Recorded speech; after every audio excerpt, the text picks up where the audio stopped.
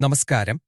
ഇന്ന് പറയാൻ പോകുന്നത് കാളിയുടെ തന്നെ അത്യുഗ്ര ഒരു സ്വരൂപമായ അഗ്നികാളിഖാദിനിയുടെ മന്ത്രവും ശത്രുസംഹാര പ്രയോഗവുമാണ്. ഇപ്പോൾ കാളിയുടെ തന്നെ പല വ്യത്യസ്തമായ ഭാവങ്ങളെക്കുറിച്ച് ഞാൻ വീഡിയോയിൽ പറഞ്ഞിട്ടുണ്ട്. കൊടുങ്കാളി, കളൂരികാകാളി, ഗുഹ്യകാളി, അതുപോലെ അഗ്നി സ്വരൂപത്തിലിരിക്കുന്നതാണ് അഗ്നികാളിഖാദിൻ. ശത്രുക്കളെ ഖാദിക്കുന്നവൾ, അതായത് ശത്രുക്കളെ നശിപ്പിക്കുന്ന കാളി സ്വരൂപം ആണ് വർണ്ണിക്കുന്നത്. അതുപോലെ തന്നെ എല്ലാവരുടെയും മെസ്സേജ് ഞാൻ കാണുന്നുണ്ട്. എല്ലാവരും ദയവ് ചെയ്ത് കുറച്ച് സമയം തരിക. എനിക്ക് സമയം ലഭിക്കുന്നതനുസരിച്ച് എല്ലാവർക്കും റിപ്ലൈ തരുന്നതാണ്. ഈ ജാതകമൊക്കെ അയച്ചു തന്നിരിക്കുന്നവരുടേതിന് കുറച്ച് സമയം കൂടി എടുക്കും. എല്ലാവരും മനസ്സിലാക്കുക.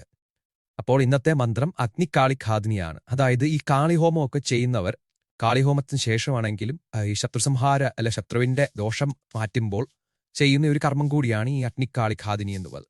ഷീൻ ചന്ദസൻ ദേവത അങ്ങനെയില്ല, കാളിയുടെ ഒരു മന്ത്രമാണ്. മന്ത്രം ജപിച്ച് 1008 ജപിച്ച് മന്ത്രബലം വരുത്തി വേണം ഈ പ്രയോഗം ചെയ്യുവാൻ. ആദ്യമായി തന്നെ മന്ത്രം പറയുന്നു.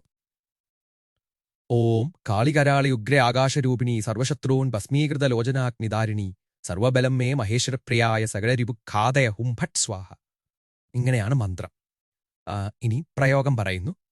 ഇത് 1008 ജപിച്ച് സിദ്ധി വരുത്തണം, മന്ത്രബലം വരുത്തണം. അതിനുശേഷം പ്രയോഗം തെക്ക് ഭാഗത്ത് നിന്ന് വടക്കോട്ട് നോക്കി വേണം ഇരിക്കാൻ. എന്നിട്ട് ഒരു ചൊവ്വാഴ്ച, ഏത് ചൊവ്വാഴ്ച വേണമെങ്കിലും അർദ്ധരാത്രിയിൽ ഇത് ചെയ്യാം. ആദ്യം വേണ്ടത് നമുക്ക് കുറച്ച് ഉമിക്കരിയാണ്. ഉമിക്കരി തറയിൽ പാകി അരിപ്പൊടി കൊണ്ട് 16 കളം വരയ്ക്കണം, ഈ കാണിച്ചിരിക്കുന്ന പോലെ. അങ്ങനെ വരച്ചതിന് ശേഷം അതിന് ചുറ്റും ഇഷ്ടിക കൂട്ടി, അതായത് അതൊരു ബോർഡർ പോലെ ഇഷ്ടിക വെച്ചിട്ട് അതിൽ ഒരു ഹോമകുണ്ടം പോലെ ഉണ്ടാക്കി കുറച്ച് ചിരട്ടയൊക്കെ വെച്ച് പിന്നെ വിറക് കൊണ്ട് കത്തിക്കണം.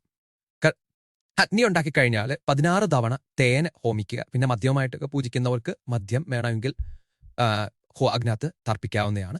പിന്നെ നെയ്യെ കർപ്പൂരമിട്ട് അഗ്നി കുറച്ച് ആളി ജ്വലിപ്പിക്കുക. ജ്വലിപ്പിച്ചതിന് ശേഷം 21 ചെമ്പരത്തിപ്പൂക്കൾ, 21 കാരമുള്ള 21 എരിക്കിന്റെ ചെടിയുടെ അങ്ങനെ നമ്മൾ അഗ്നിയിലേക്ക് ഹോമിക്കുക. 21 വീതം മതി മന്ത്രം ജപിച്ചുകൊണ്ട് ഇതിൽ ഹോമിക്കുക. വീണ്ടും 21 തവണ മന്ത്രം ജപിച്ച് ശത്രുക്കളുടെ പേരും നാളും സാധ്യവും പറഞ്ഞിട്ട് നമ്മളെ നമസ്കരിക്കുക. ആ ആവശ്യം പറഞ്ഞ് നമസ്കരിക്കുക, ന്യായമായിട്ടുള്ളതായിരിക്കുക. അതോടുകൂടി ആ ശത്രുസംഹാര പ്രയോഗം കഴിയുന്നതാണ്. ഇത് ഒരു ചെറിയ പ്രയോഗമാണ്. ശത്രുസംഹാരത്തിനു വേണ്ടി സാധാരണ മാന്ത്രിക എല്ലാവരും ചെയ്തു വരുന്ന അഗ്നികാളിഖാദിനിയെ വിളിച്ചിട്ടുള്ള ഒരു പ്രയോഗമാണ് ഇത്. അതുപോലെ തന്നെ മറ്റ് കാളികളുടെ ഒരു ഭാവത്തിൽപ്പെടുന്ന പോലെയല്ല, അഗ്നിയുടെ തത്വമുള്ള സ്വരൂപമാണ്. അതുകൊണ്ട് നമ്മളുടെ ന്യായമായുള്ള ആവശ്യങ്ങൾക്ക് വേണ്ടി ചെയ്യാൻ പറ്റുന്ന ഉതകുന്ന ഒരു കർമ്മം കൂടിയാണ്.